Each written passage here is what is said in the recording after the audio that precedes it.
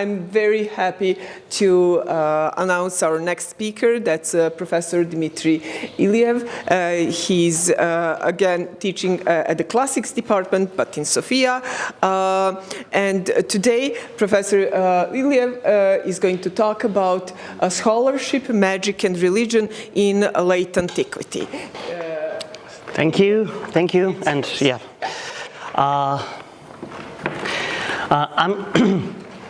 Today I'm not going to speak about one author or one phenomenon of late antique culture and literature, but I'll try to combine many things into one, so please bear with me if we're not as concise as I would like us to be. You have handouts which we will consult from time to time, but now I will start with a general overview with what I would like to speak about. It is an abridged overview, as I see that a lot of people in the audience have a very good notion of what late antiquity is about and what, for example, theurgy is. I heard it mentioned yesterday in the lecture about Pselos and today in the several discussions that we had, but a slight overview about what we will talk about. First, general framework about society and education in late antiquity. How did all these things that we've been discussing here the last 2 days, how do they fit in the general framework of late antique society, and how were these people educated, what was their background, and why this could be a problem, especially in the border world between Christianity and paganism, so-called paganism, which really, as Professor Akat said yesterday, didn't exist as a consolidated notion until Christianity came up. One case study, the rhetor Libanius. If we have to talk about what rhetoric was in late antiquity and what was the figure of the rhetor as an intellectual in this period, we should talk about Libanius as an exemplary figure. A little bit about philosophy, of which you probably know much better than me. And then an excursus, we'll read 2 texts from Iamblichus concerning theurgy and see how it was conceptualized and why it was not considered magic by its proponents, although it has all the attributes of magic to the outside observer, including to fellow Neoplatonist philosophers. And then, why was education as it was inherited from the classical world a problem for the Christians, and how they tried to find some solutions? Actually, the solutions are multiple, but I'll just give you 2 exemplary cases, one of St. Jerome's and the other one of St. Basil the Great. So, in skipping the general introduction to what late antiquity is, I just left 2 slides to remind you of something. First of all, we're not talking exactly about the Roman Empire.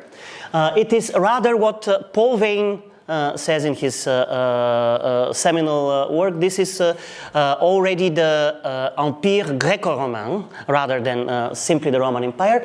It consisted of 2 parts, even at times when it was united, and even at times when it was already separated into the eastern and western parts. These 2 parts remained connected. Christian pilgrims continued to travel from Burdigala in the Western Empire to Hierosolima in the eastern provinces of the empire without any interruption, even after the famous 395 partition of the empire between the Theodosius sons.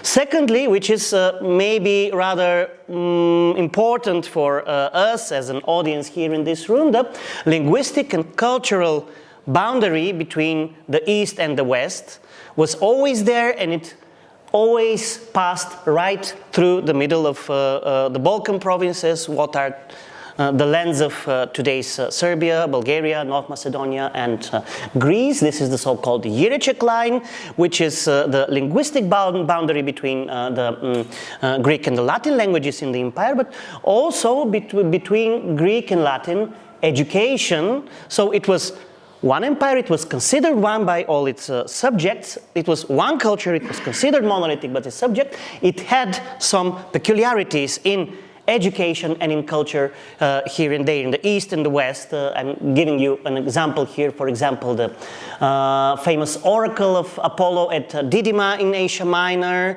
and these types of oracles to which you sent theoriae and to which you sent choirs of boys and girls from all the polis of the empire to go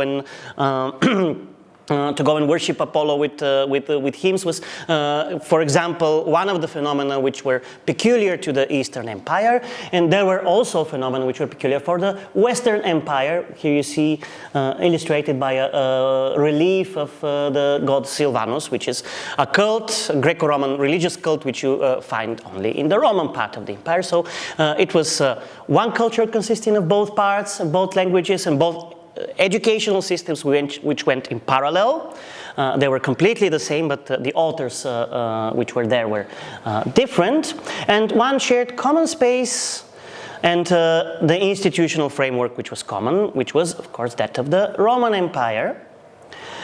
And I also want to remind you briefly that this was the period when other cultures and in other languages written in other scripts and other literatures popped out and started to flourish or to take their final shape. There was always in what was the former Hellenistic kingdoms and the eastern provinces of the empire, the culture and religion of the Jews, the Hebrew culture, which just in that period started taking its final shape in the form of rabbinic Judaism, both the Palestinian and the Babylonian Talmud, of which you see here the earliest written example, which is much, much later, the Munich Codex from the 14th century. What is today's Rabbinic Judaism started taking shape in that period from the Council of Yamna in the year 200 up until somewhere around the 8th or 9th century, where the two Talmuds and what we today know as the Masoretic text of the Bible started taking their shape. Also in the East, in towns, in cities like Emesa, of which we heard today, except for Greco-Roman culture and philosophy, also Syriac culture started taking shape, which took inspiration from Greco-Roman culture, but was also at times strongly opposed to it, both culturally, religiously, and in many different respects. At the same time, in Egypt, Coptic culture took shape, and Coptic writings and Coptic scripts start appearing, and figures such as Shenouda, Saint Shenouda of the 6th century, who was not only a strong proponent of Coptic Christianity, but also a strong opponent of Roman power in Egypt, also took place. So this is a time of not only cultural exchange, which was unprecedented for previous epochs.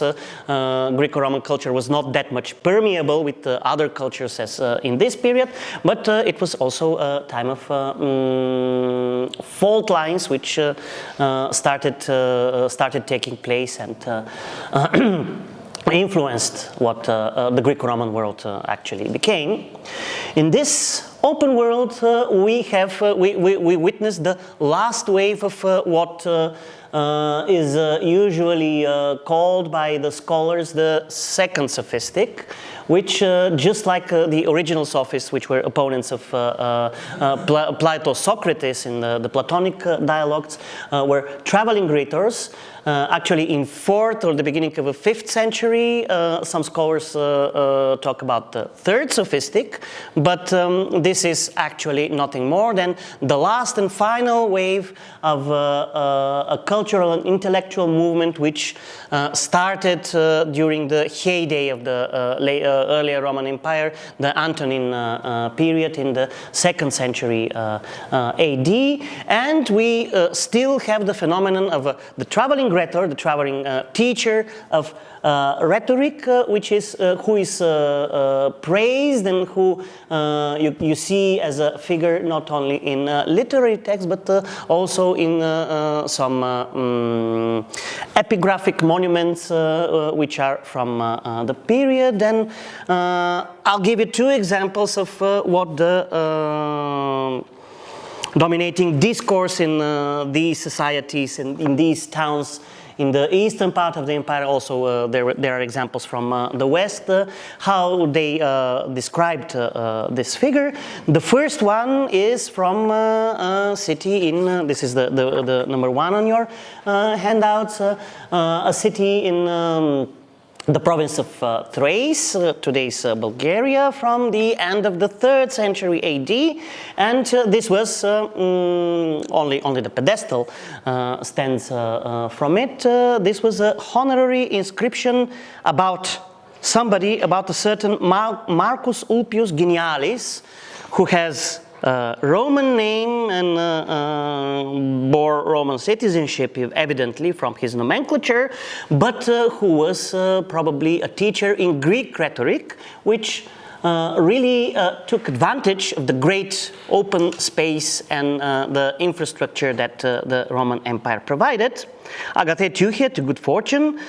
This was his statue in the agora of two cities, of Lacedaemon and in Augusta Traiana, according to the decree of the most sacred city of the Lacedaemonians, which is to say the assembly of Lacedaemon voted these honors, confirmed by the voting of his sweetest homeland, which is Augusta Traiana.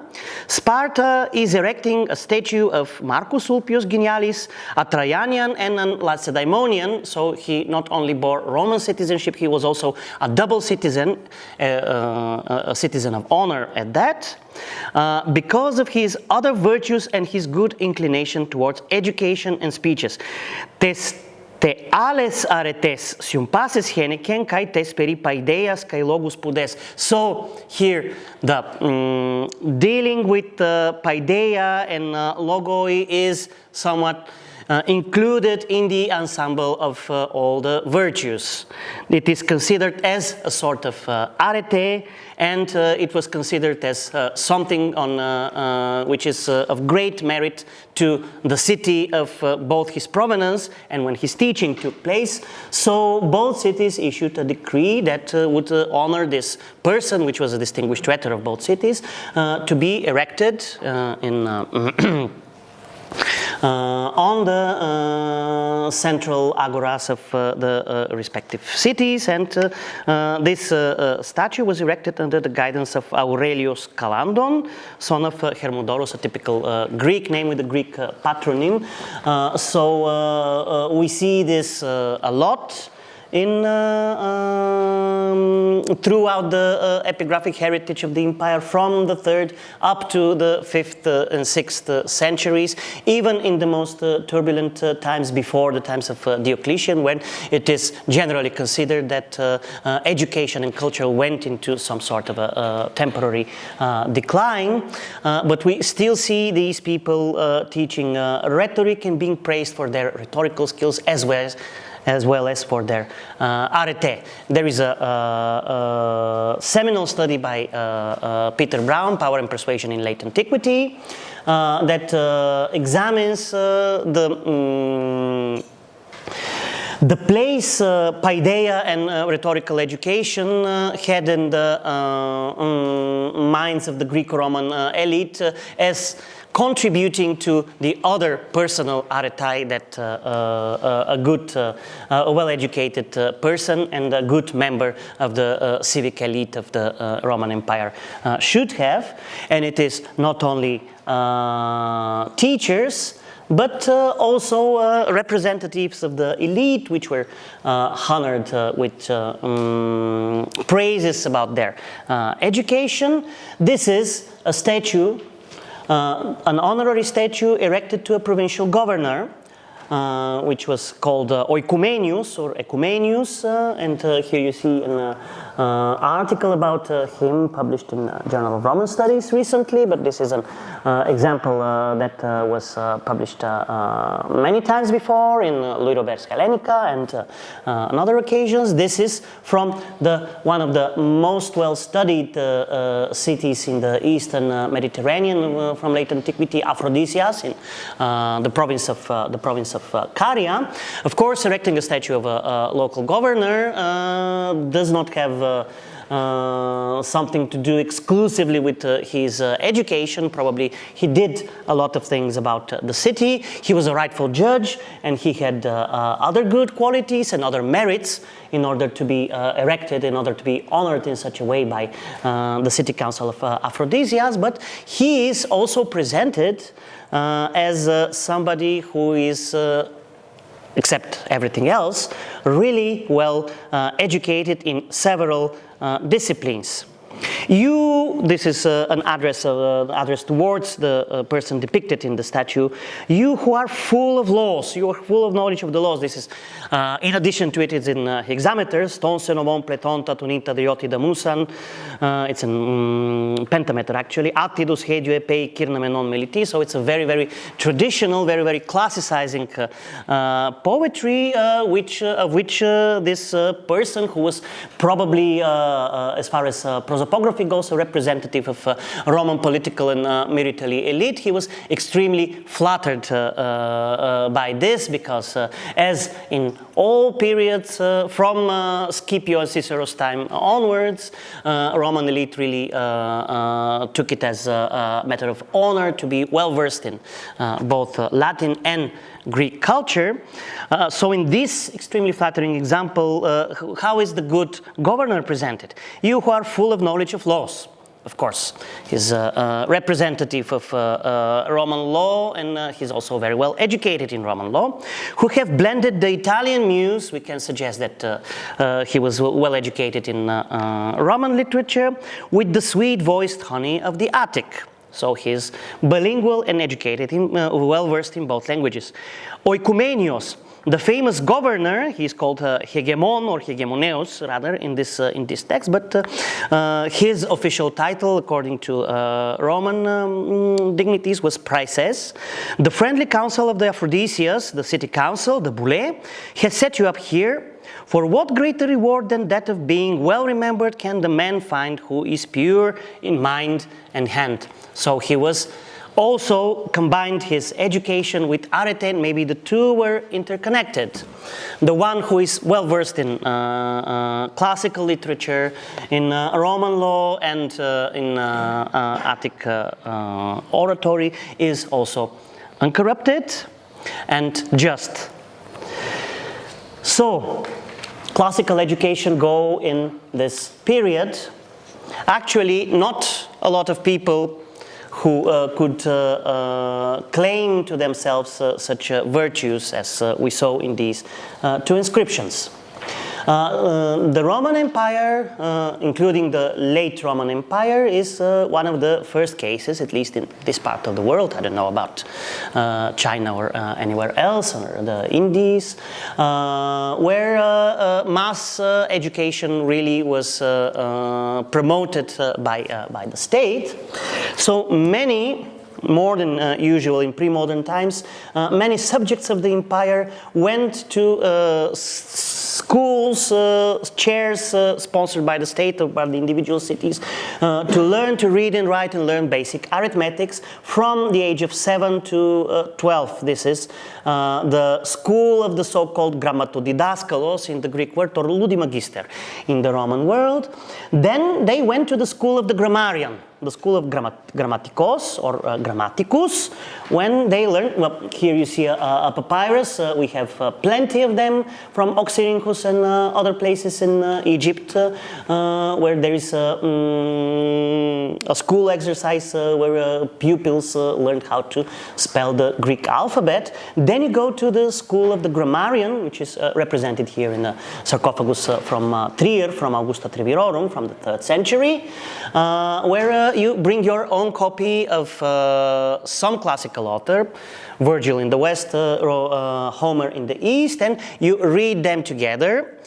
So you learn correct pronunciation. You emendate the text together, because in the world where no printing press existed, there were varia lecciones all over the place, and then you learn based on it grammar, history, literary figures and tropes, etc., etc. And then from approximately the age of 17 and 18, those of, the first degree is accessible to the most of the people, not to all, however, far from that. The second degree is accessible to those who could afford to pay or who could found sponsors, such as, for example, Augustine of Hippo. Who had a relative who could sponsor his education, his further education in the Roman province of Africa. And the higher degrees were less and less accessible. Then you go to the school of rhetorician, to one rhetorician or to many rhetoricians, one after another. And in parallel or after that, you choose one or more of the philosophical chairs that are accessible to you, which, curiously enough, are called in the Greek world as well as in the Roman world with a vocabulary which is nowadays strictly reserved for religious denominations called etc. The philosophical schools were called sectae in Latin, because you follow somebody, you become a part of his circle of followers, or heresy or a choice in Greek, because you choose between Peripatetician, Platonic, or skeptic, or whatever. And if you wish so, and if you want to pursue this kind of career, there are some special centers which are dedicated to specialized education: law in Berytus in Constantinople, medicine in Alexandria and also Constantinople, architecture, also in Constantinople, in places like Lugdunum, and in some smaller places, like for example in Justinian's Eastern Roman Empire. Tralles was one of such places, surprisingly. And all the time you followed literary and cultural canon, which stemmed from the period of Homeric epic until late antiquity. The canon was, here you see one of the most well-preserved Homeric manuscripts from late antiquity, the Codex Ambrosianus, which is from, I believe, 5th century. It may have been produced by people who were already Christians in their faith, because by this time, the turn is somewhere around the mid-4th century. The majority of the population starts becoming Christian. So statistically, it's more probable that this was produced by Christian scribes, but it, for example, depicts, this is a depiction of Achilles in his tent performing a sacrifice. So the whole of the education was based on pagan literature, and it could be, and the standards of literature, the high standards of good, proper, classical Greek and Latin, as spoken and as written by the philosophers and by the rhetoricians and by anyone who was of good upbringing and good education, was based on classical models. And at least until the 4th century, 4th century saw this changing, but until probably mid-4th century, not many good examples of decently written according to classical standards literature by Christian authors existed. This is a scheme, it is not to be taken as too exact, but this is one of the approximate calculations of Castor in his monograph Guardians of Language, the Grammarian Society, in the 4th century. Here you see a pyramid of late Roman society. And this line, which goes to the top and encompasses as bigger part of the population, the more upwards it goes, represents the people who were literate. And on the second diagram, you see just another very small line which represents the people who apart from being literate, apart from going to the Ludi Magister school, also went to some kind of rhetoric and philosophical schools. And this is something which probably, this is well known, of course, but we should not stop reminding ourselves that everything that we have written actually is a fruit of this educated elite, which was really the tip of the iceberg. And what educations they received educations almost entirely made up of ready-made patterns, of the so-called progymnasmata, preliminary exercises, or praexercitamina, as Priscian would call them in the 6th century, which were really very set in stone. And start from the less complex to the more complex, and they have a very strict rules how to compose this, and what elements should they be composed, and etc., etc. So you start, maybe in the grammarian schools already, you start with narrating a fable, a mythos. Then narration, a story which is not a fable, only, but some sort of story, some sort of narrative. Anecdote, something which happened to a famous person. For example, somebody asked Pericles about this, and he answered. You know what I'm talking about, the so-called apophthegm anecdotes, and etc., etc. Then justification of a maxim, gnome. Then a validation or a refutation of a statement. You have a certain statement and you have to prove and you have to disprove it in a row. Something of which the earliest sophists were blamed about, but now this is a very established part of educational establishment. Justification of a commonplace, of a topos, of locus communis. Praise or invective of somebody, which is actually what all biography and vitae of the saints are based upon, eventually. Mutatis mutandis, of course. Comparison between persons, or syncresis, which is, you know, the best preserved literary example of this, Plutarch. Impersonation, etopoia, you step into the shoes of somebody and you recite, you present a speech on their behalf. For example, what would Ajax say after he was deprived by Achilles' arms through the ruse of Odyssey before killing himself? For example, all the examples are like this.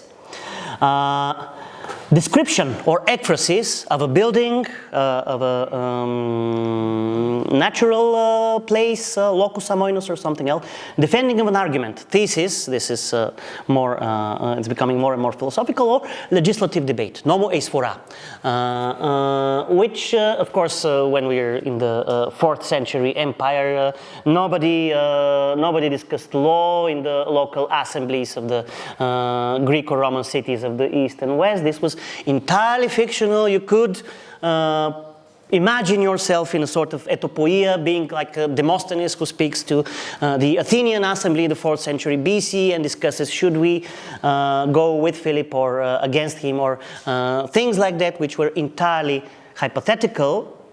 And from then on, if you're lucky enough and if you are of good upbringing, or if you have good sponsors, as Augustine did, and good protectors, as him and Ambrosius in Milan, for example, you can go on in composing real speeches. One of the greatest examples, actually the greatest rhetorician of the pagan rhetorician of the 4th century AD, who is also the master of one of the greatest Christian rhetoricians of the end of the 4th century AD, and also probably of the whole late antique and medieval period, John Chrysostom, was Libanius. And now we will first talk a little bit about Libanius' curriculum vitae before engaging in some of his texts about the gods and the pagan temples, which he probably not pronounced, but wrote to Emperor Theodosius in the late 380s. But his case is, I think, very indicative of what has been going on with rhetorical education in the eastern part of the empire, and especially at Athens, which was the best center for rhetorical education in the 4th century. Then in the 5th century it declined as such, but it popped out again as one of the crucial centers of Neoplatonic philosophy. But we will see if we will talk about this. But this is where Libanius went to school. This is also where Saint Gregory of Nyssa, Saint Gregory the theologian, and Saint Basil the Great went to school, and they were schoolmates with one of the prominent pagan figures of the time, the future Emperor Julian, called the Apostate.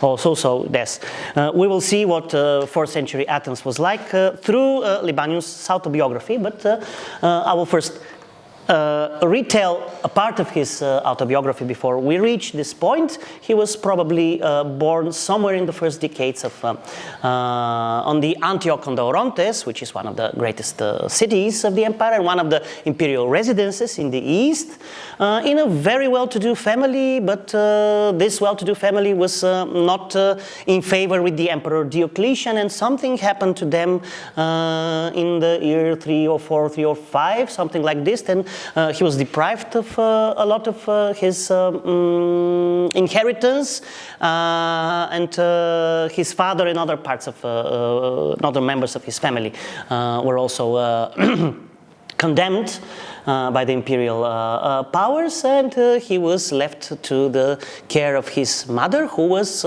very liberal according to Libanius' words, and she left him and his brothers to their own device, more or less, until, of course, this is a little bit embellished, and this is what Libanius himself in his old age liked to think about his life and his fortune, until he, as if spontaneously at the age of 15, decided that he would like to study rhetoric. Kai me esercheto drimiustis eros ton logon, very Platonic expression. So a strong eros for speaking just out of the blue struck me and entered me out of nowhere. So he goes to a local rhetorician school. He doesn't like the educational standards that Antioch had to offer him, and then goes to Athens somewhere in the 30s of the 4th century to study under the Rhetor Diophantes. And now we will, on the page 2, we will see what he said. The way he dreamt in his boyhood about his times in Athens, and the way Athens was present in the collective imaginations of young boys aspiring to rhetorical education from this age. From my boyhood, gentlemen, I had heard tales. This is his autobiography, which was written many decades later, when he was much older, probably about 70 years old or something like that. I had heard tales of, this is very interesting, of the fights between the schools which took place in the heart of Athens.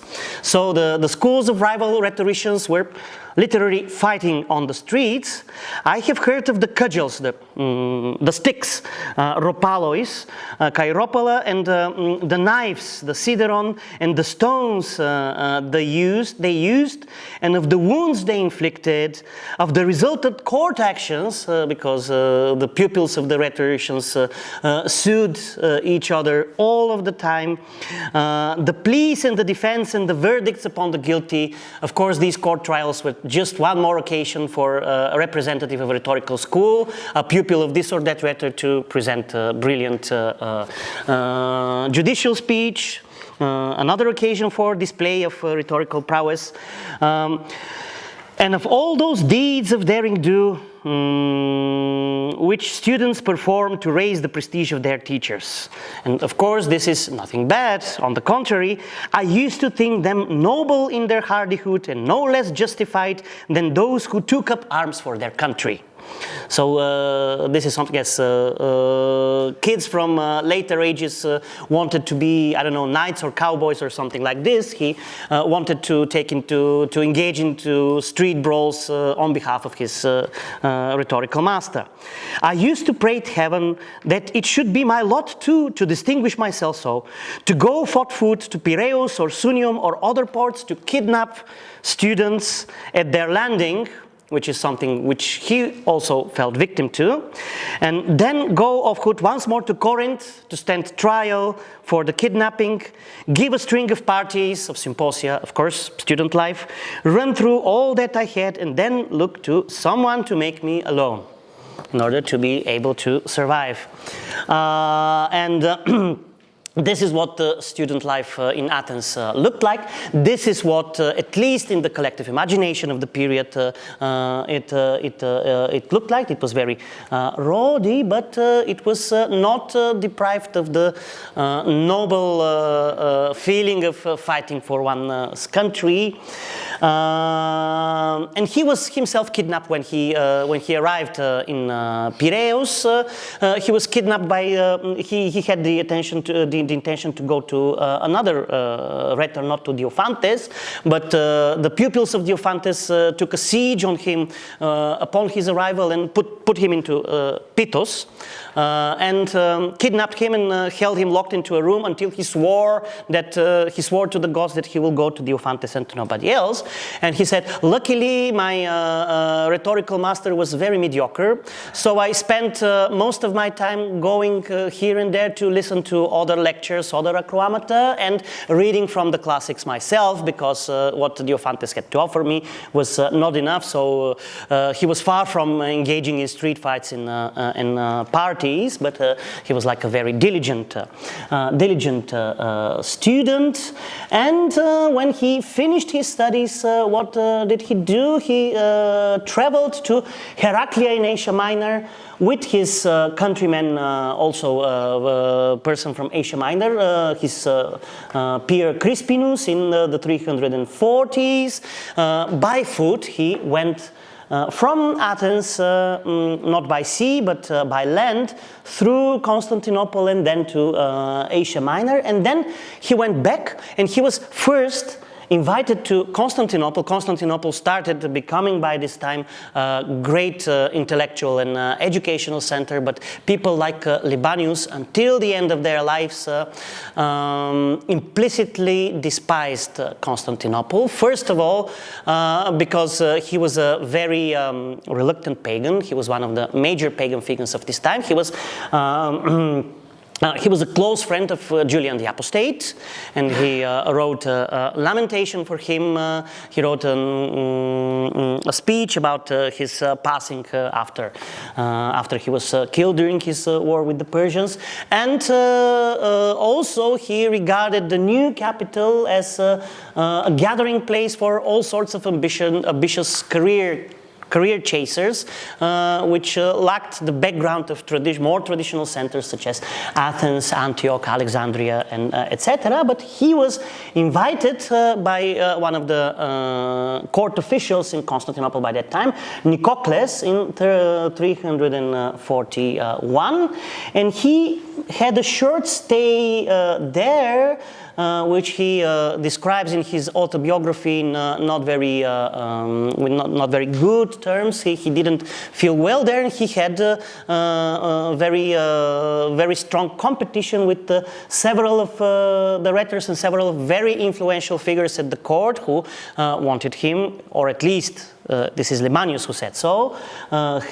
They wanted him out of the town, and his main opponent was a certain Bemarchius, with whom he had some rhetorical competitions in public speeches, and he presented one public speech, and Bemarchius decided as his public speech to present an ekphrasis of the big church, the so-called Domus Aurea, built in his native Antioch, which was just built and consecrated by Emperor Constantius II. So it's Also a matter of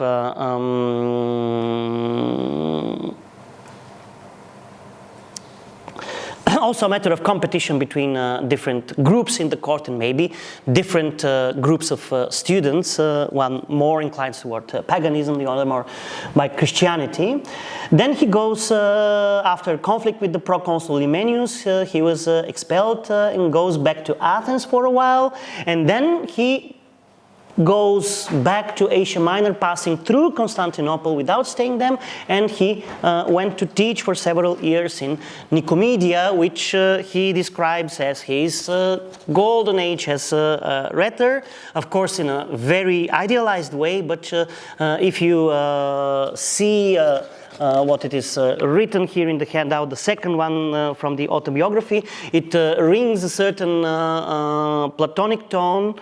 The city of Nicomedia was now visited with such inspired frenzy, entheon ememene manian, just like the rhapsody in Plato's Ion, that I gave school lessons even in the swimming baths, and this seemed nothing out of the ordinary to the average person.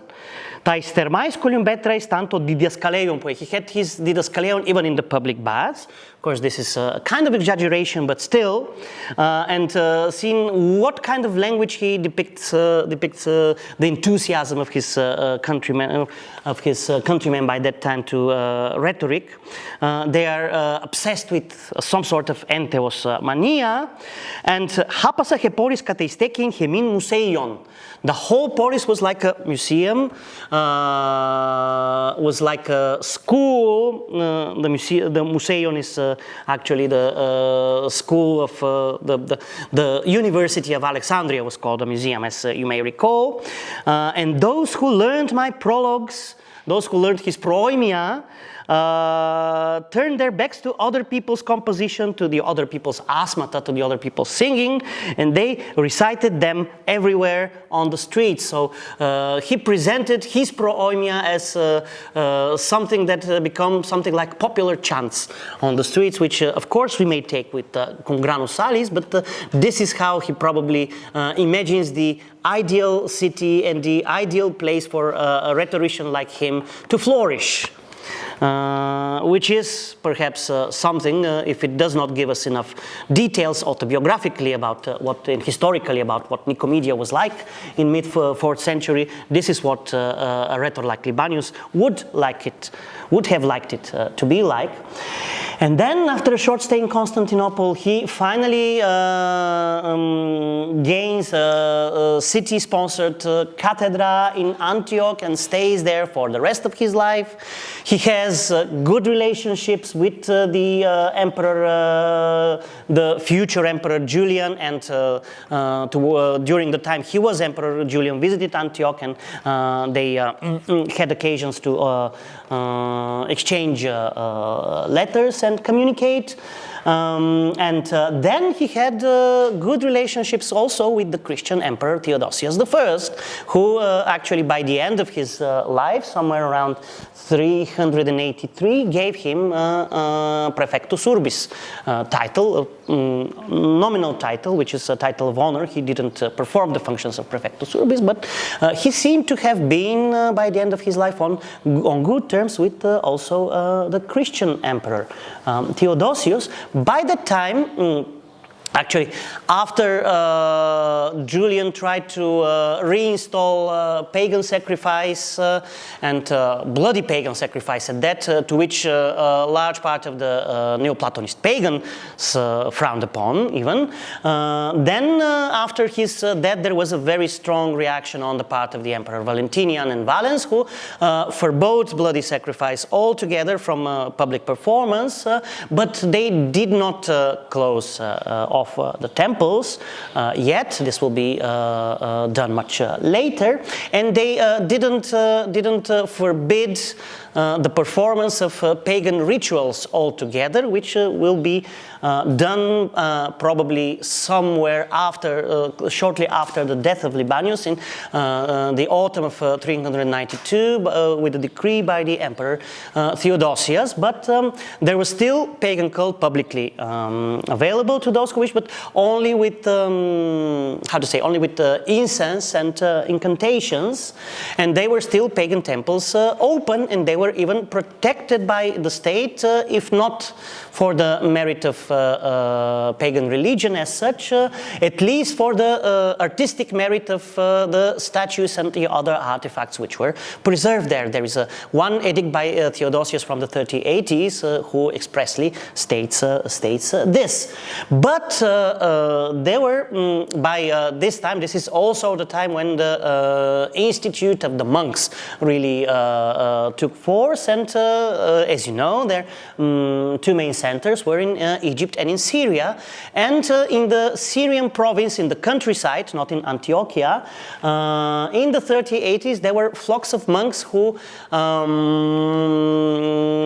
actually attacked and looted pagan temples, and some of them tried to consecrate them as churches, but most of them, because this was not part of the urban space, these were rural temples and sanctuaries, which were not of that great significance, and that were not on public display.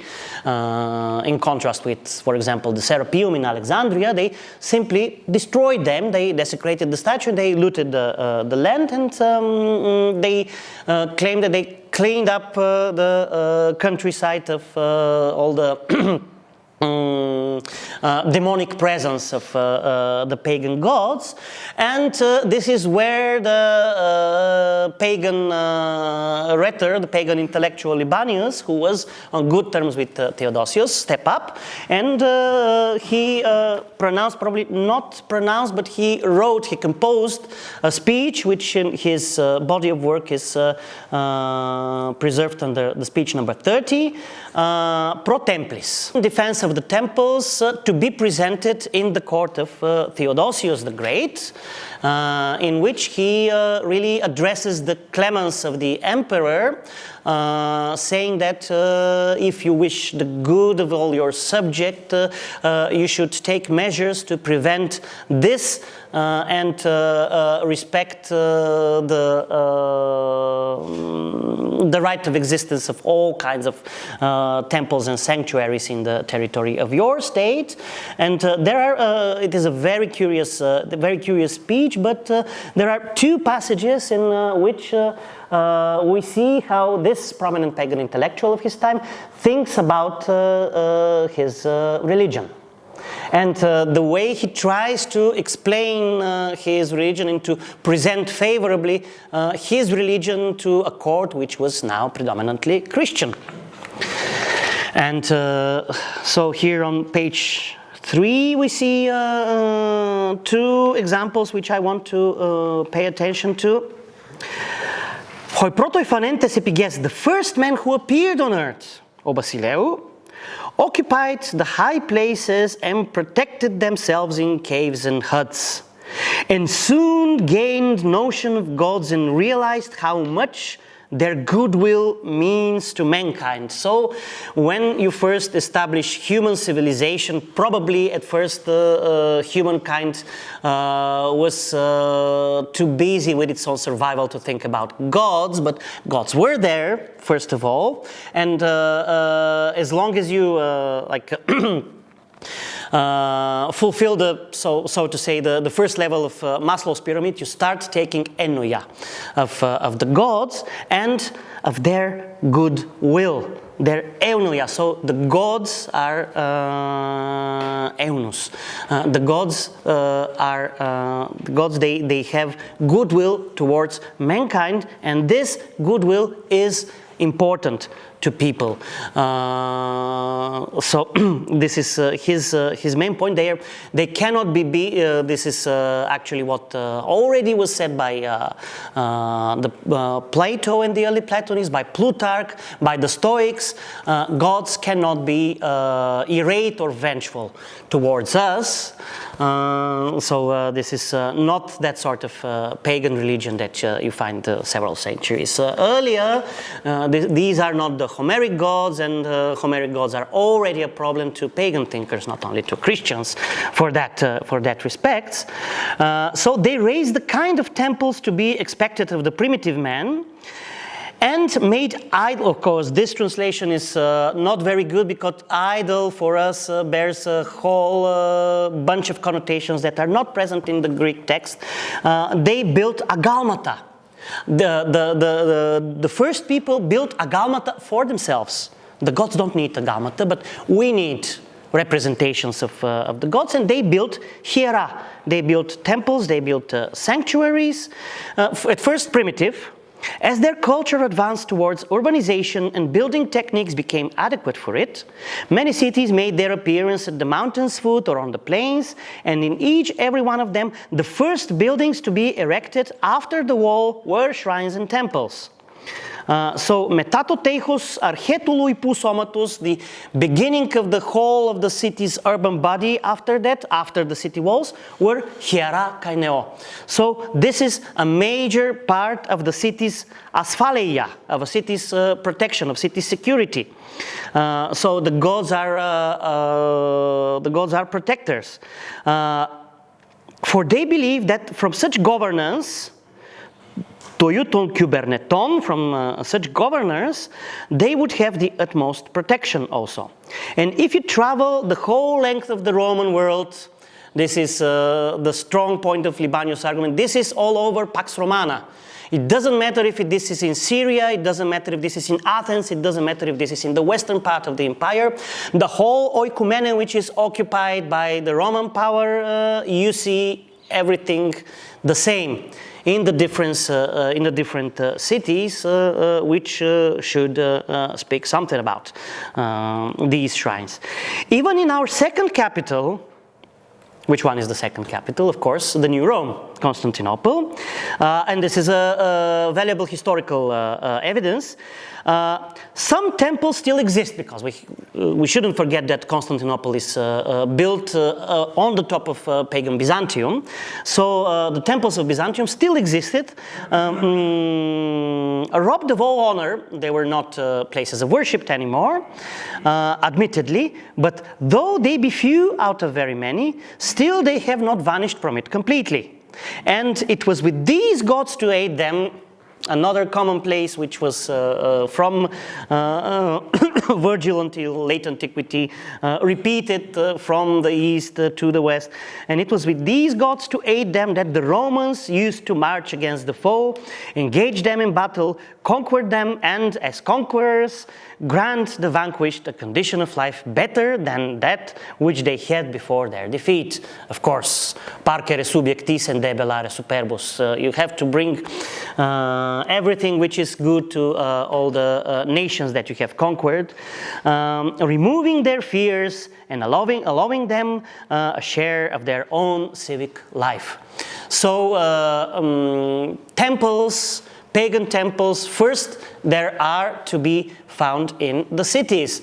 These are not some, or at least in their traditional form, this is not some transcendent, omnipresent power, or perhaps it is, but it is firmly rooted in the urban texture of this city or that city, and it is as vital part of it as the city walls, for example. So it has a very tangible and a very material feel to it, maybe in contrast with the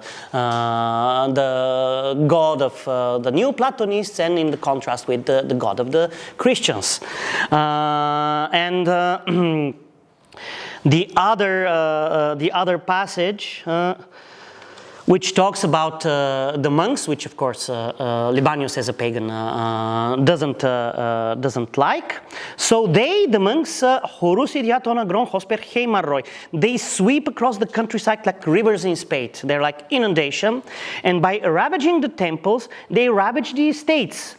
Diaton hieron, they ravage the agrus. The agroi cannot exist without the hiera in them.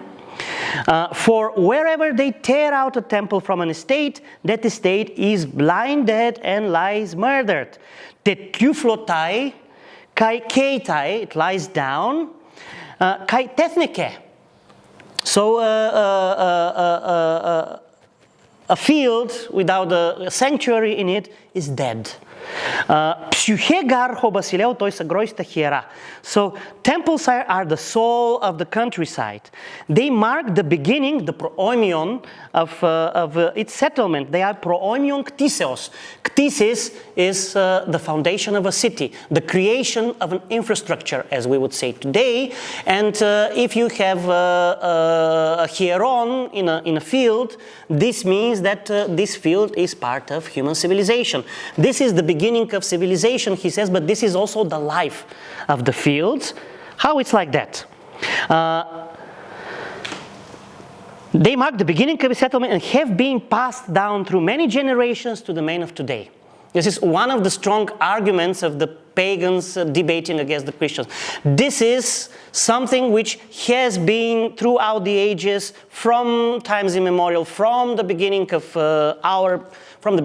human culture.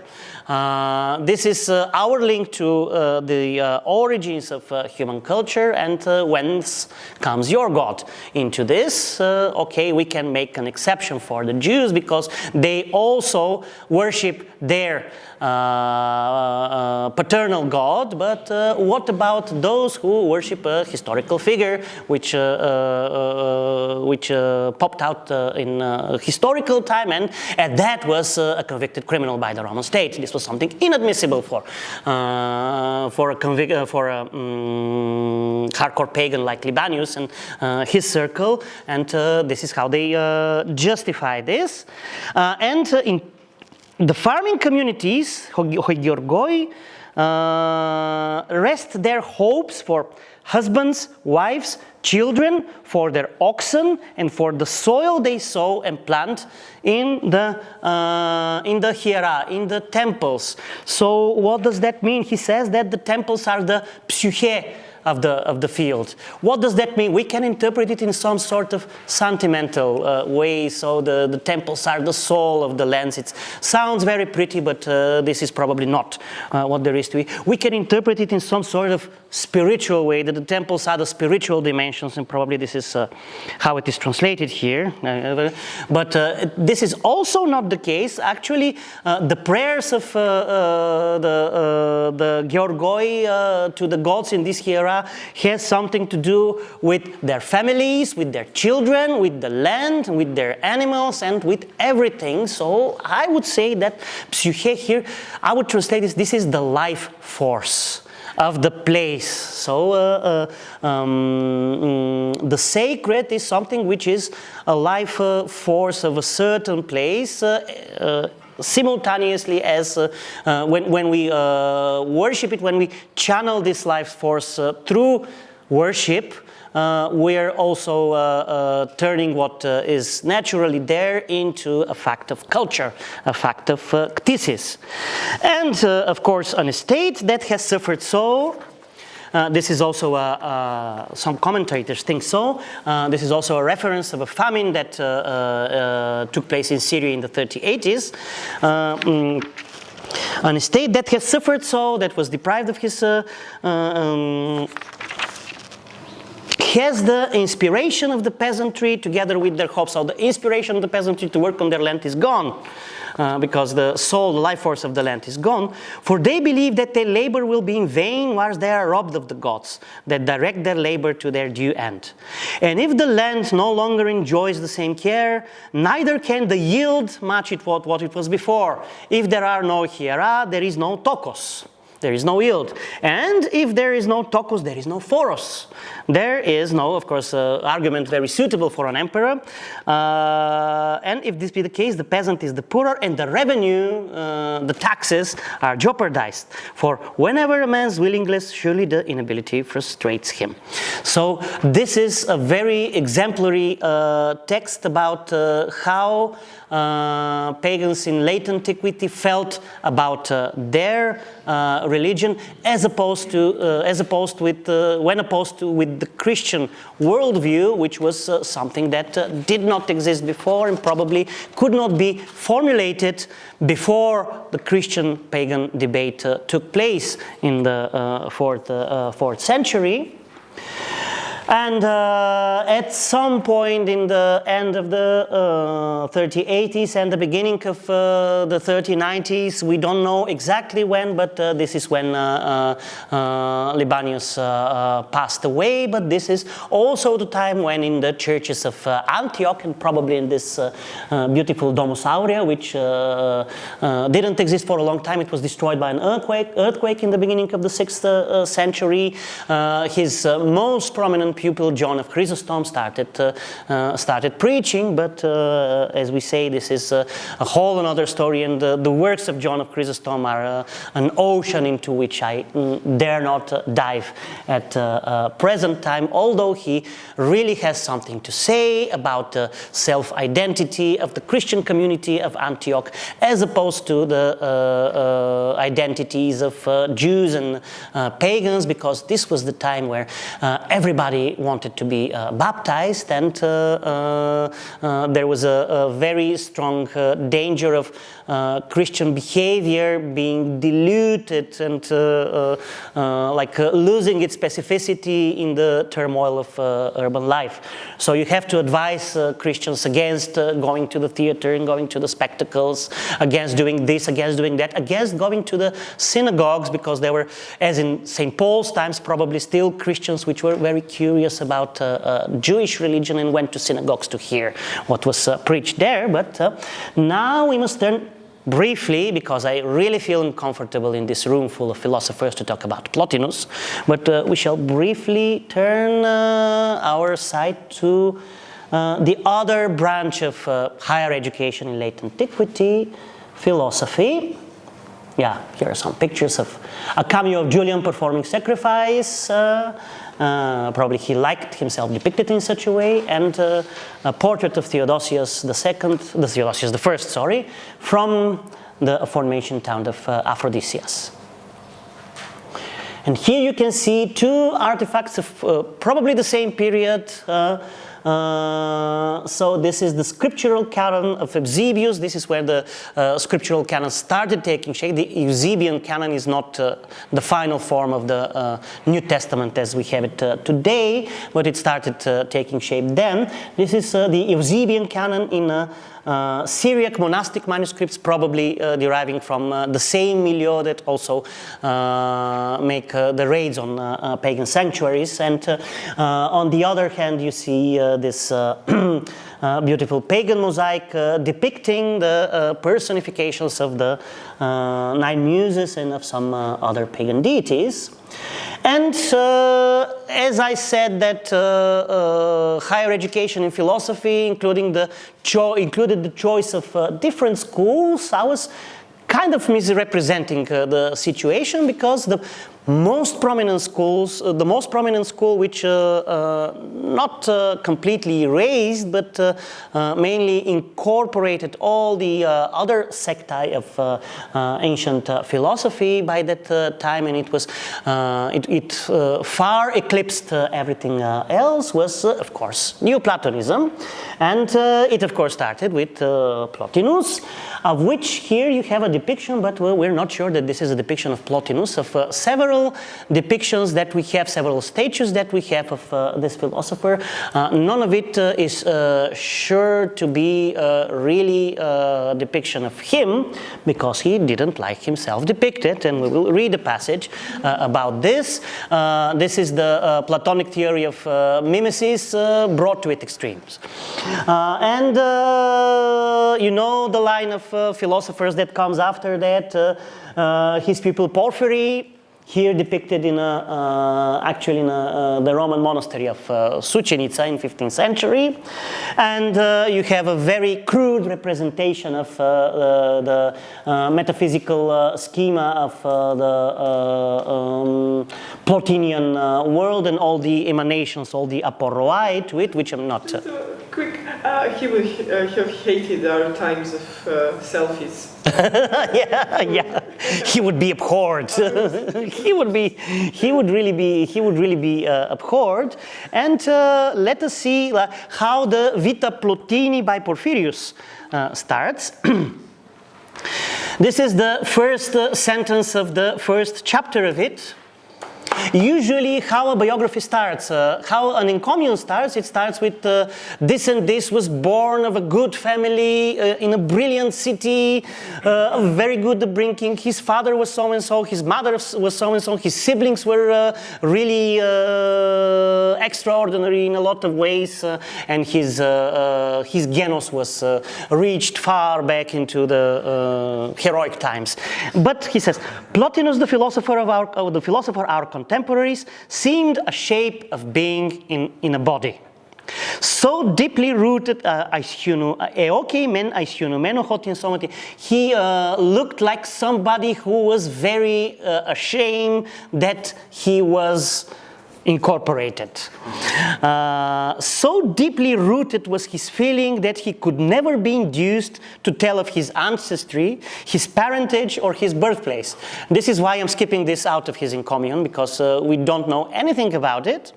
He showed to an unconquerable reluctance to sit to a painter or sculptor, and when Amelius persisted, a famous sculptor by the time, persisted in urging him to allow of a portrait being made, he asked him, is it not enough to carry about the image, the eidolon? Yeah, let me see where.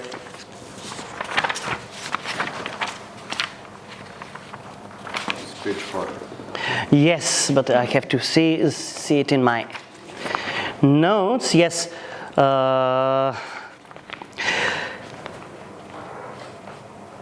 Isn't it enough that I carry about this eidolon, which is this time an idol with all the negative, pejorative connotations that you might imagine? This image in which nature has enclosed us, do you really think I must also consent to leave as a desired spectacle of posterity an image of the image, eidolu, eidolon, which will horrifyingly last much longer than I myself will. I am imprisoned in this body, but thank God this body will disappear, but my image set in stone will outlive me, which is really abominable. In view of this determined refusal, Amelius brought his friend Carterius, the best artist of the day, to the conferences, to all the discourses that were later turned into the Enneads, which were open to every comer, and so to it that by long observation of the philosopher he caught his more striking personal hand. So he secretly took his portrait. From the impressions thus stored in mind, the artist drew a first sketch. Amelius made various suggestions towards bringing out the resemblance, and in this way, without the knowledge of Plotinus, the genius of Carterius gave us a lifelike portrait, and probably some of these sculptures may have something to do with this secret portrait taken, but you see how this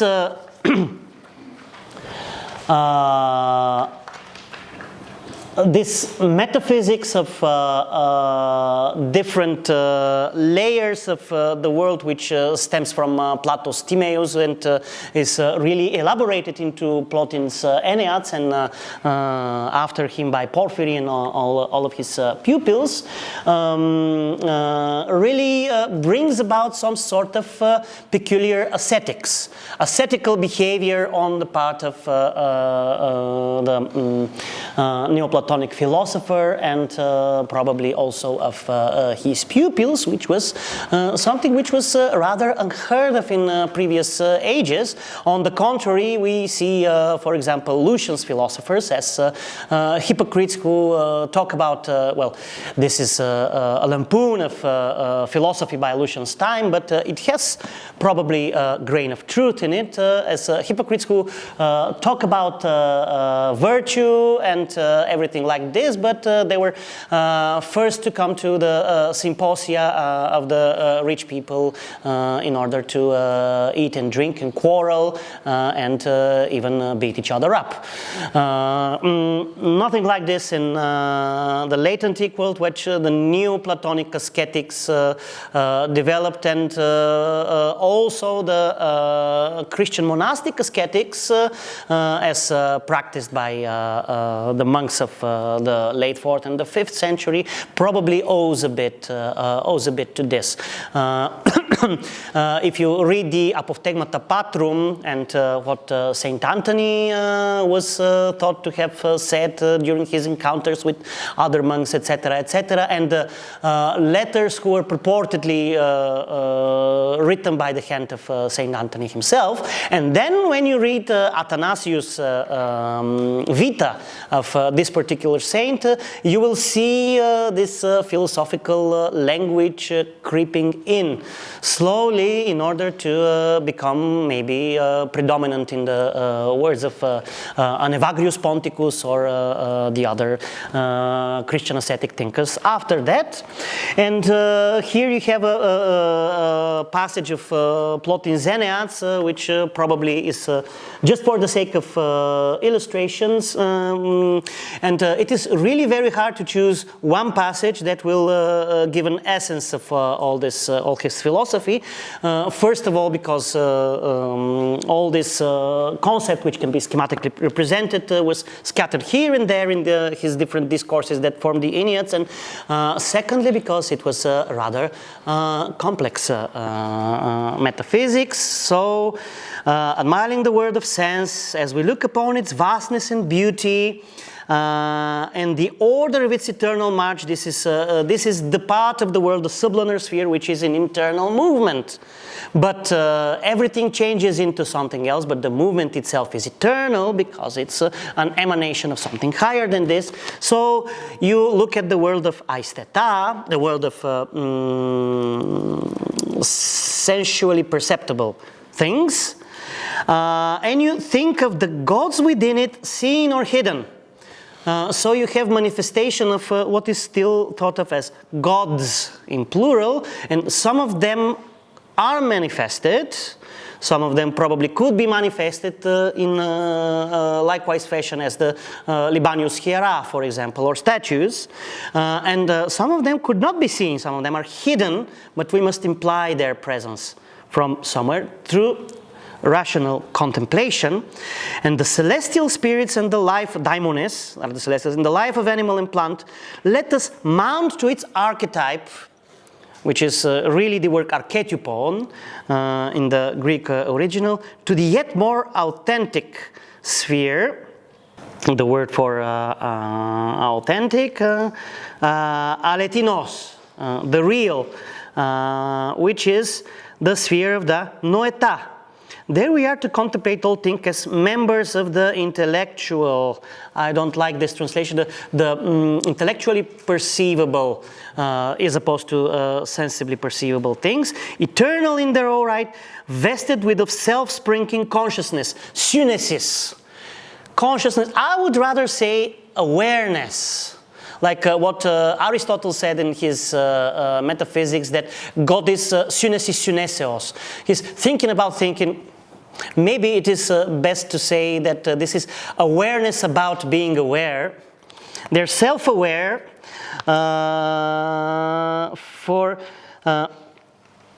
and an approachable wisdom. That archetypal world is the true golden age.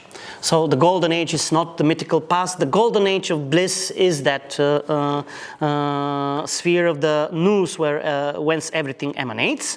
Age of Chronos, who is the intellectual principle, the nous, as being the offspring of the exuberance of God. For here is contained all that is immortal. Everything here is permanent, non-movable, nothing here but this divine mind, divine nous. All is God, pantatheos. This is the place of every soul. So we have nous, we have psyche. Here is rest unbroken.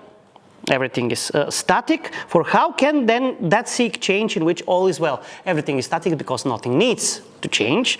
What needs that reach to which holds all within itself? Everything exists eventually in this one thing whence everything emanates as all the qualities in potentia and no particular quality or class or thing in energia, which kind of reminds of what will probably centuries after that become the apophatic God. There's nothing in particular and everything at the same time. For how, yes, so what increase can that desire which stands utterly achieved? So here metabole and all the different words for movement in Aristotelian metaphysics, which is entirely incorporated into Neoplatonic metaphysics. All it contends, thus it's perfect, then itself may be perfect throughout, as holding nothing that is less than divine, nothing that is less than intellective, noeton. It's knowing, it's not by search but by possession. It has primordially knowing in itself. It doesn't acquire knowledge. We are the ones who should acquire. Its blessedness, its makariotes, it's inherent, not acquired, for all belongs to it eternally, and it holds the authentic eternity imitated by time. Then from the time emanates where the soul operates, circling around the soul, makes towards the new thing and passes by. So the soul inspects everything one by one. Soul deals with thing after thing. Now Socrates, now a horse. Always some one entity from among beings, but the intellect, but the nous, is all, and therefore its entire content is simultaneously present in that identity. This is pure being in eternal actuality, to estin aie. Nowhere is there any future, for every then it's now, nor is there any past, for nothing there has ever ceased to be. Everything has taken its stand forever, an identity well pleased, we might say, to be as it is. It doesn't need to be anything else because it is all in once. And it will be forever, it would not acquire or lose anything in time because time doesn't exist. And everything in that entire content is intellectual principle and authentical existence. Everything is nous and on. To sum pan pas nous kai pan on, and the total of all is intellectual principle entire and being entire. Now, how can we reach towards this? Of course, two means. One of it is by the intellectual path, which was propounded mostly by Porphyry and his school. Porphyry wrote the well-known Isagogeto Aristotle's Categories, which was well-known in late antiquity through Boetius, and then to posterity through Italian Neoplatonists, and until nowadays, and the main two which remained as intellectual heritage of this rational, so to say, school of the Neoplatonists exists in the form of the so-called Porphyrian tree. How do we reach to this from which everything emanates as a quality, as a genus, as a species, and everything else? By intellectual observation, by the irises, by distinguishing, having definitions, and distinguishing the one definition from another, defining the genus proximum of a thing, and then distinguishing the thing by the differentia specifica of this one thing. This is the whole intellectual contemplation. But there is another path of which some adherents to Neoplatonism stuck, and which was really criticized and even abhorred by the others.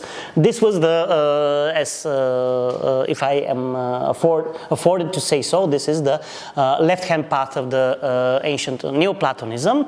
Why not deal directly with the sphere of the noeta without any participation of the intellect to it whatsoever? And this has something to do with the tradition of philosophizing oracles, which started, as we saw yesterday in Professor Jelepči's lecture. It was the literary mystification of the so-called Chaldean oracles, but not only them. As Robin Lane Fox observed in his study, Pagans and Christians in the Mediterranean from the 2nd century to Constantine the Great, the oracles throughout the eastern part of the empire, when they were more prevalent, became more and more philosophical with time. They did not simply provide answers to particular practical questions. They more and more provided answers as to the nature of gods. People came to Apollo in Didyma and asked him not what will become of me. They did not have any petitionary requests. They said, okay, who are you, Apollo? What is the nature of your being? And then the oracle of Apollo produces some answers, and some of them were even set in stone. The famous Oinoanda philosophical inscription of the 2nd century AD in the city of Oinoanda, which is something like 96 lines of hexameter, large blocks, and etc., etc. So this sort of quasi-magical, theurgical, ritualistic method has something to do with the literary mystification of the oracles, which also give metaphysical answers instead of practical answers. It also has a lot to do with the tradition of allegorical interpretations of ancient authors and also of ancient religious practices, because Homeric poetry, as well as some of the religious practices of for example, classical Athens, and also of Chaldeans, Syrians, and all the peoples that the Greeks and the Romans encountered in the vast territory in their empire. They needed some explanation, and this explanation was, of course, given in the most allegorical possible way. Because dealing with this literally would be too uncomfortable, especially dealing with what literature says about gods. Obviously, we cannot expel gods altogether and poetry altogether from the state as Plato wished.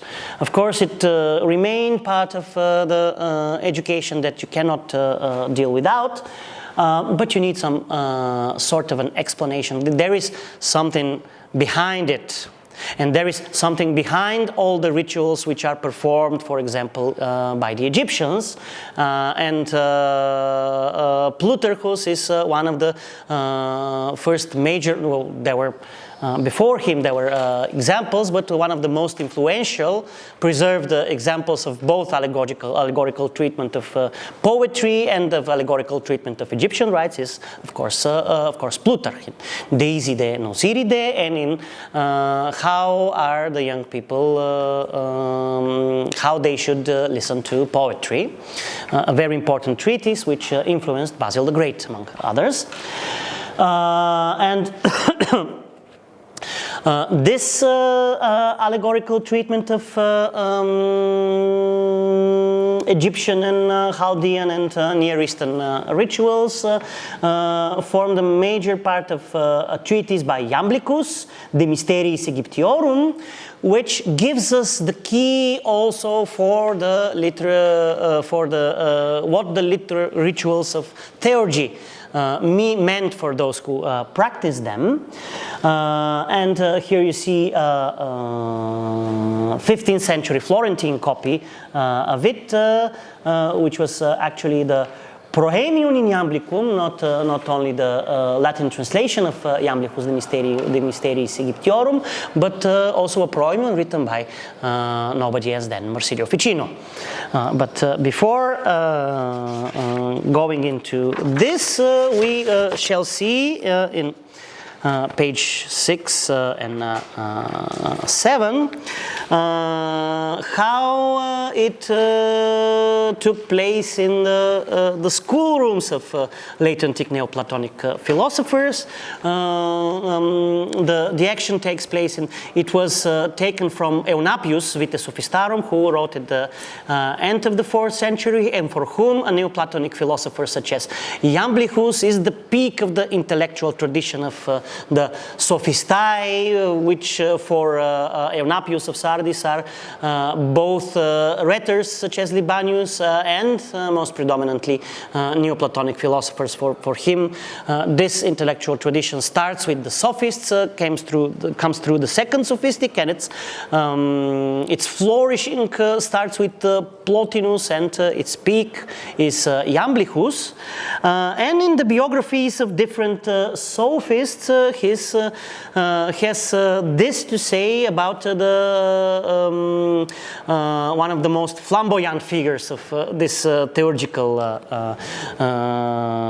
trend in Neoplatonicism, who was deemed as a magician by many of those who communicated with him, Maximus of Ephesus, who also exerted a very strong influence on Julian the Apostate, and probably was one of the crucial factors in instigating him to reject Christianity, because this Porphyrian tradition actually has a lot to do with starting, for example, the Diocletianic persecutions in the beginning of the 4th century AD. Porphyry was present at the court in Nicomedia, and he was probably the one of the most strongest proponents that Christianity must be eradicated because this is an intellectual and cultural danger. So there are several philosophers that Julian listens to. I think this takes place in Pergamon, and he listens to Maximus' students, but they depart in different places, and he is advised to adhere to somebody else. Maximus is not here, Edesius is not here, so go to somebody else. But on hearing this, Julian did not even then leave the philosopher, but he stayed with his pupils, which are Eusebius and Chrysantheus, which are the representatives of the two different Neoplatonic traditions which disagree with each other on matters of theurgy. But for the greater part of his time, he devoted his attention to Eusebius and Chrysantheus. Now, Chrysantheus had a soul akin to that of Maximus, and like him, was passionately absorbed in working marvels.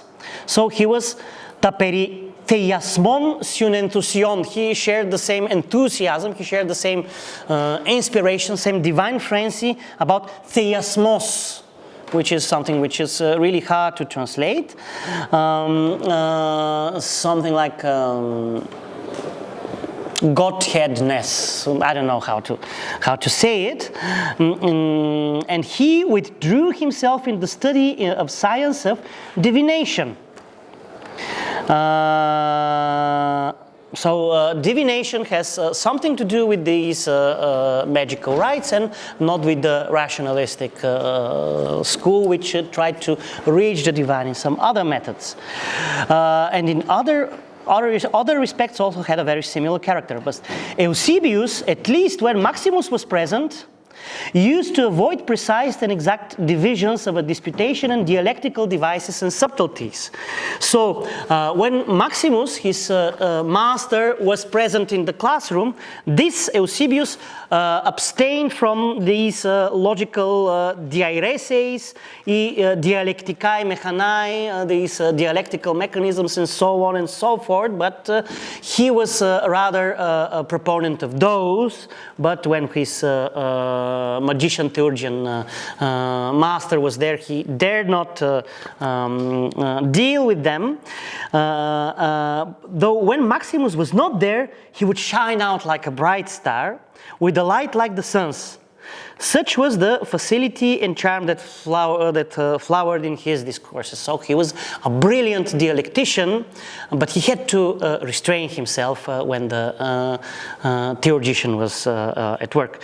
Chrysantius too was there to applaud and assent when Julian actually reverenced Eusebius. At the close of his exposition, Eusebius would add that these are the only true realities. Tauta eieta ontos onta. These are the really real existing things. Whereas the impostures of witchcraft and magic, manganeiai kai apatosai manganeiai kai goeteusai, these are the works of conjurers. These are thaumatoupoion, of miracle workers in a pejorative sense. These are the works of some sort of magicians, some sort of who are insane men led astray into exercise, into earthly and material power. So this is an outright accusation of magic. You deal with the material world, just as like the magicians do. You have nothing to do with the divine. You're deep down in the world of ta aisteta, and you're using very lowly tricks which resemble the tricks of the I don't know, fair miracle workers, the one who go to fairs and try to impress the public there. These are the taumatoupoioi. Actually, these are not thaumaturgians in the sacred sense of the word. This is not thaumaturgian like Apollonius of Tyana or like Jesus himself. They're nothing like that. They're simply sort of tricksters, so to say. So this is how the Porphyrian school regarded, so to say. These are not probably self-conscious schools, but trends that we see in these classrooms. This is how they regarded the others. And this is a tale by Eusebius about his pupil Maximus, about a miracle that he performed himself in the temple of Hecate.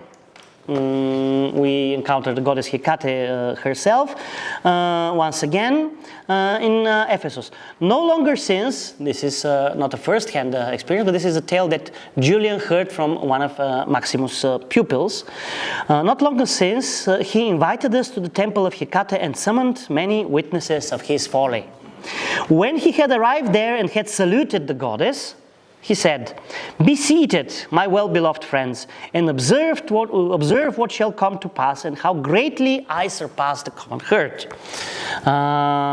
When he had said this, and we all had sat down, he burned a grain of incense and recited to himself the whole of some hymn or other, and was so highly successful at demonstration that the image of the goddess first began to smile, median, then even seemed to laugh aloud. We were all much disturbed by this sight, but he said, "Let none of you be terrified by these things, for presently even the torches which the goddess holds in her hands shall kindle into flame." And before he could finish speaking, the torches burst into a blaze of light. This is miracle working. Now, for the moment, we came away amazed by that theatrical miracle work. But you must not marvel at any of these things, even as I marvel not, but rather believe that the thing of highest importance is the purification of the soul, which is attained by reason. So the moral of the story is that it is the rite of purification rather than the miracle itself, which is its fruit. And now let us see what Iamblichus himself has to say about this. Do I have time? Yeah. Let this then be our general explanation of the unsullied mode of divine worship. Achrantul treskeias. Very important notion. It confers upon all other beings an intimate attachment to the classes superior to us, because in fact it brings the pure to the pure and an impassive to the impassive. Of course, the gods are not something which is amenable to pathos, something which is amenable to outside influence. This is why this is not magic, but this is a kind of magnetic attraction to this which rose to the level of being apathes, attracted by the nature of the divine, which is apathes itself and which is pure itself. Turning to your questions in more detail, he discusses some pagan ritual of fertility practiced among the spring rites of the Osirian religion in Egypt. Turning to your question in more detail, however, we declare that the erection of phallic images, this is a kind of phallophoria which was performed by Osiris in Egypt, is a symbol of generative power, which of course the divine realm possesses by definition. And we consider that this is directed towards the fecundating of the word. This is the reason indeed why most of these images are consecrated in the spring, since this is just when the whole world receives from the gods the power of generating all creation. And as for the obscene utterances, aischroremusiunas, the obscene utterances which are totally inexplicable if you take a moralistic and transcendental turn on religion and on the nature of the gods, these aischrologiae, as they would be called in the context of Greek religion, are allowed for, because my view is that they have the role of expressing the absence of beauty which is characteristic of matter. Rather far-fetched allegorical interpretation. And the beauty when one learns the nature of obscenity from the utterances of obscenities. One rejects the practice of obscenities while he means of uttering them, by means of uttering them, one makes clear one's knowledge of them and thus turns one's impulses in the opposite direction. So what is the purpose of the ritual? The purpose of the ritual is transcendence of the soul. What about invocations of the gods? You cannot invoke gods as if they can be called, because this would mean that they are subject to pathos, and this is not the case. The invocation, the objection gods, are addressed to the gods as if they were subject to external influence, page 8. So that it is not only demons that are the subject, but also the gods. In fact, however, your assumption is not correct. For the illumination that comes about, the eclampsis of the statue that comes about as a result of this invocation is self-revelatory and self-willed. It is autoteles and autophanes. It is out of God's own will, because he recognizes the part of the spirit of the one performing the ritual, which is akin to the pure intellectual faculty, the nous, that contains all qualities and all motions within it. But rather proceeds to manifestation by reason of its soul's divine energeia and teleiotes, energy and perfection, and is far superior to human voluntary motion. Human will can do nothing about it. It is just the ritual is not an expression of the will, it's an expression of purity, which is something different. You do not do something out of your own will to force something to happen, as opposed to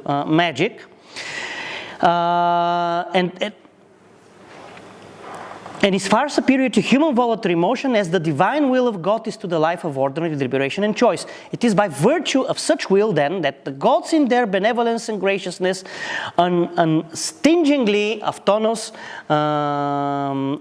shed their light upon theurgists, summoning up their souls to themselves and orchestrating their union with them, henosis, accustoming them, even while still in the body, to detach themselves from their bodies and to turn themselves towards their eternal and intelligible first principle. It is plain indeed from the rites themselves that what we are speaking of just now is a method of salvation for the soul, soterion. This is a method of salvation for the soul, for in the contemplation of the blessed visions, the soul exchanges one life for another and exerts a different activity and consider itself then to be no longer human, and quite rightly so, for then should be having abandoned its own life, it has gained in exchange the most blessed activity of the gods. If then it is purification from passions and freedom from the toils of generation and unification with the divine first principle, then that the ascent through invocation procures for the priests, how on earth can one attach the notion of passions to the process? For it is not the case that such activity draws down the passionless and pure into the proneness to passion and impurity.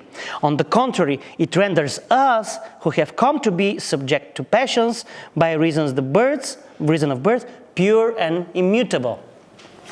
So this is some sort of, let us say, cum grano salis, a meditative practice which throughout some rituals aspires to achieve unity with the divine. But it was rather not seen so by the external viewers who observed these theurgical rituals. And now for one last point, which I'll make just in passing. How are we to deal with all these pagan traditions in the educations of good Christians? Nothing up until the 4th century, or next to nothing, was produced in good literary Greek or Latin language, which was deemed worthy of the elite or elitist education that was given by rhetors and philosophers and even by grammarians in the later Roman Empire. But in contrast, Christianity gained more and more ground in well-to-do families who were part of the Roman imperial elite and for whom it was really important to have good education, and good education passed through studying of the classics and studying of Homeric epic and all the tradition of pagan religion and everything like that. And we see that some authors which really, especially in the Latin West, who really felt guilty about being so well educated, such as nobody else than Saint Jerome, who was sued in his dream by Christ, who said to him that he is a Ciceronianus, non a Christianus. He himself is a proponent of one tradition which really became a part of the establishment of medieval and later education, which incorporated the Psalms and the Scriptures into these first readings and writings in the school of the grammarian and in later times. And we can see this in his famous Epistula 107, which is to his friend Letta, to whom he advises about the education of the little Paula, which was to remain a virgin dedicated to God. Of course, this is an extreme case because not all Christian kids were to become dedicated virgins in the house of God, but still it gives us some idea. Thus must the soul be educated, which is to be a temple of God. It must learn to hear nothing and to say nothing but what belongs to the fear of God. It must have no understanding of unclear words and no knowledge of the world's songs. Turpia non intelligat, cantica mundi ignoret. Its tongue must be steeped while still tender in the sweetness of the psalms. So psalms replace Virgil at the beginning of the education. Moreover, so soon as she begins to use the style upon the wax and her hand is still faltering, either guide her soft fingers by laying your hands upon her, very good advice, or else have simple copies cut upon a tablet, so that her efforts confined within these limits may keep to the lines traced out for her and not stray outside of this, and offer prizes for good spelling and draw her onwards with little gifts such as children of her age delight. The very words, so the first words which usually kid the age of Paula writes down are Achilles, Hector, Pericles, Homeros, Virgilius, Jupiter, Juno, Aeneas, and so on and so on. The very words which she tries bit by bit to put together and to pronounce are not be chance ones, but names specially fixed upon and heaped together for the purpose, those, for example, of the prophets or the apostles, or the list of patriarchs from Adam downwards, as it is given in the, by Matthew and Luke. You know, the Evangelium of Matthew starts with the Biblos Genesis Jesu Christu, the birth of the Genesis of Jesus Christ. These are the first words that a good Christian should first write down, rather than the names of the mythological heroes. Okay, maybe mythological heroes will come next, but you should be very picky about it, and this is actually what Basil the Great has to say about this. He was heavily influenced by Plutarch's essay, and he has a Christian turn to it in his message to the adolescents about how pagan poetry can be useful to them. This is a short message, a short essay, but very, very instructive on the path that higher Christian education would take in the next centuries, and why we will have such educated figures such as Psellus or Plato, or Maximus Planudis, or so on. But let us return to the same thought with which we started, namely that we should not accept everything without discrimination, but only what is useful. For it would be shameful should we reject injurious foods, yet should take no thought about the studies which nourish our souls. We should be picky about them as we are with our food. Metaphor upon metaphor he uses in his writing. But as a torrent should sweep along all that came near, yet should take no thought about the studies which nourish our souls, but as a torrent should sweep along all that came near our path and appropriate. We should not be as a river which drags everything alone in its route. If the helmsman does not blindly abandon his ship to the winds, but guides it towards the anchorage, he should be careful which winds to pick. If the archer shoots his mark, if also the metal worker or the carpenter seeks to produce the object for which his craft exists, the causa formalis, would there be rhyme or reason in our being outclassed by these men, mere artisans as they are, in quick appreciation of our interest? If we, as people who are into the education of the young persons, should be as diligent as to our final goal, and our final goal is making our pupils fluent in the truths of Christian scripture and of Christian teachings. So we should be as careful as the other crafts when they pick their tools for their final goal. For is there not some end in the artisan's works? Is there not a goal in human life which the one who would not wholly resemble unreasoning animals must keep before him in all his words and deeds? If there were no intelligence sitting at the tiller of our souls, like boats without ballast, we should be borne hither and thither through life without plan and purpose. An analogy may be found in athletic contests, or, if you will, in the musical contests. For the contestants prepare themselves by a preliminary training, progymnasma. Pagan literature is the progymnasma for Christian scripture, just as the progymnasmata of the lower educational grades are preliminary to rhetorical composition.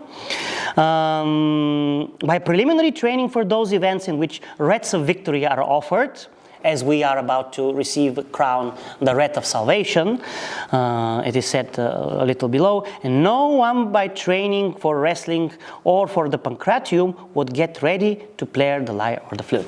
Okay, sorry for being longer than needed, and this is a very preliminary bibliography if one of you is interested.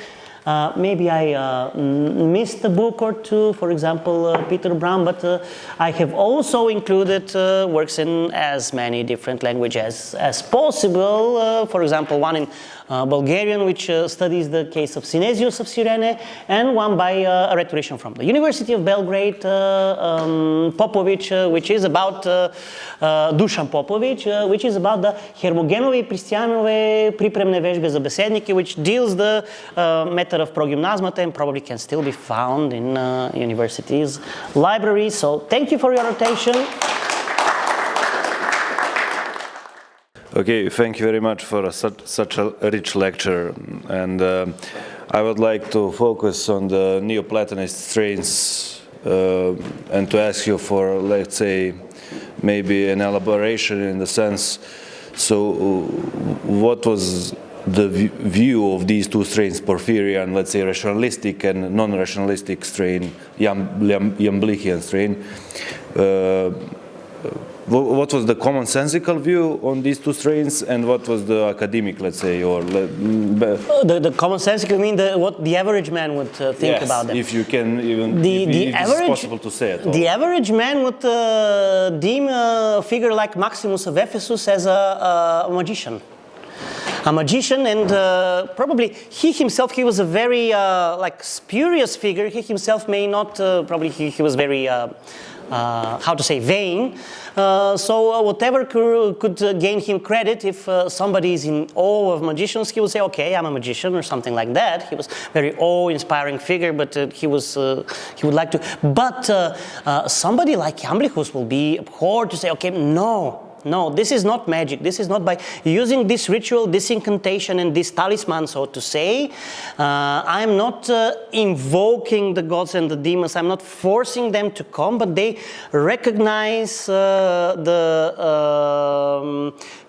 pure noetical, so to say, part of what I'm doing, and I'm performing a purification which will make me reach out to them, and they spontaneously, I go up and they spontaneously go a bit in my direction, and we meet up somewhere in the middle. So this is not I invoke a demon and they come and do as I wish. This would probably be it, and but these are not actually, these are contemporary constructs, and I maybe made them more forceful than they are. These were not two distinct schools, so to say, but there were people who were more inclined toward theurgical rituals, and people who were less inclined toward theurgical rituals, people who are less inclined, as probably Plotinus himself would be such kind of a person. You make intellectual exercises in distinguishing this from that and this from that, defining the categories in a very Aristotelian way, and by the force of your intellectual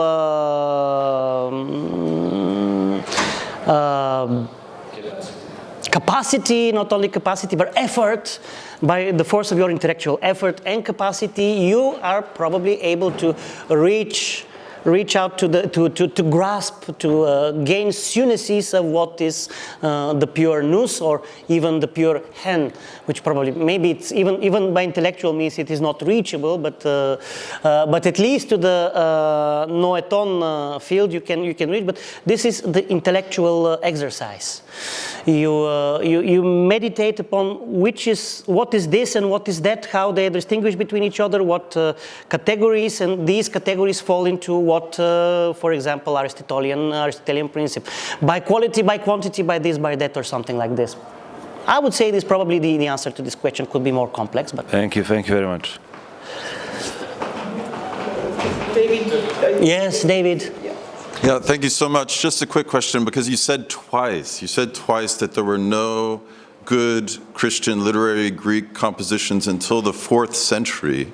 And I'm just curious, I mean, Clement and Origen were trained in... yes. I know that I was missing something, they were trained in the finest circles. And I mean, some of the apologists were writing, for emperors. Origen, as you know, is a problematic figure. And he was actually probably, yes, you're right, I'm oversimplifying here, but yes, thank you for this.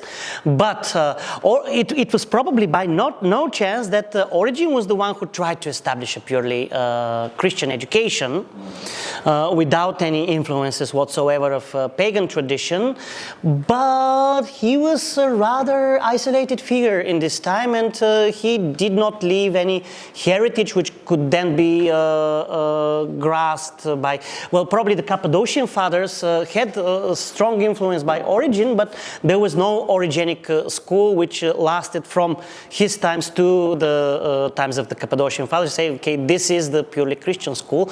They went to school here and there in Athens, they taught rhetoric, and then they went to Caesarea Maritima when an Origenian Christian Platonist taught them, but this was inter alia. They could not build something like what, for example, was the rabbinical school of the time. They had their own tradition which lasted from the first encounters with the scriptures to the higher education, probably.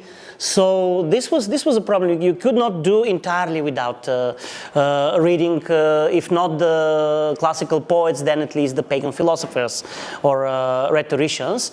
And Clement of Alexandria is also a very good example, but I don't know if he left any school after him that would be the Clementine school in Alexandria that would be purely Christian. Maybe this intellectual tradition could be also mixed with something else, and you cannot do away with there could not be an education from the first writings of the pupil up until higher rhetoric would be entirely Christian. You have to deal with something at least Neoplatonic. This is what I have in mind. Okay, probably not. Yes. Yeah, sorry. Just to follow up and respond to that, I'm not sure about that. At least I'm wondering, because I'm looking at texts like, I mostly work on. I mean, one thing I've worked on is Maximus in these texts, where he'll mention these tinus, for example, in Ambiguum 7, he'll say that some posits, the common originist line. Well, that's the thing: is it origin or not? But it's clear. It seems like it's coming from some kind of originist. And the way he talks about these tinus, it's as if it's a kind of almost like a kind of school, at least the way he will speak of these figures, these people. Now, of course, okay, the tinus, the way he uses it, could it just be like, some figures who say these things, they happen to align with what Origen says. He doesn't say that explicitly, but he's basically pointing in that direction. And I mean, I'm wondering, like, with those kinds of references, it makes me wonder, maybe there is a kind of quasi kind of school kind of formulation. I mean, I see what you're saying also, like there's not like a very identifiable school, but how much of this is it's because they're like you say, like inter alia just kind of mixed in with other schools, or how much is it? I mean, from the record we have now, we only have the Orthodox, the Origenists were kind of snuffed out, or Origen was snuffed out after the condemnations in the 6th century. How much of that is a factor? I wonder. I'm just curious anyway. Well, I would just add to that. You pointed out very helpfully that both haireses and sectae became derogatory terms. The terms for the schools became derogatory terms in the Christian milieu for very obvious reasons, and thus there might even be some resistance for Christians to denominate their lines of descent in kind of these accepted pagan terms. Yeah. Maybe it stems from something St. Paul says, that the philosophizing of the world contaminates. Maybe this starts there, and then it develops more and more into a derogatory term of somebody who takes too much philosophizing, too much worldly philosophizing in his teachings of the nature of Christ or whatnot. Yeah, because there's this line in Kliment about Hairisen, basically, that the Christian position that he advocates is not just taking a specific Hairisen, but basically combining all together those that are true from the different Hairises that, you know, coordinate with the one logos, and well, in that context, I'm not sure. I've never been sure to read that in a negative way or just in a neutral way. But like the way you talked about it, I think maybe makes sense of that. But anyway, sorry, not to go on. But. Liban, you said that I gave school lessons even in the swimming pool, Yeah. and I think it's not a joke, because we have testimony of Saint Augustine that the Beata Vita took place in swimming pool. Sure, yes, So it that could it's not a happen. joke. So intellectual discussions could happen in the swimming pool. That's But what you know, I wanted to say, this whole imagery of like the whole town on the streets, in the swimming pool, everywhere, chanting my proemia is, come on. Place, you know, swimming pools were small places. Yeah, they were like basilic only with water, more hygienic.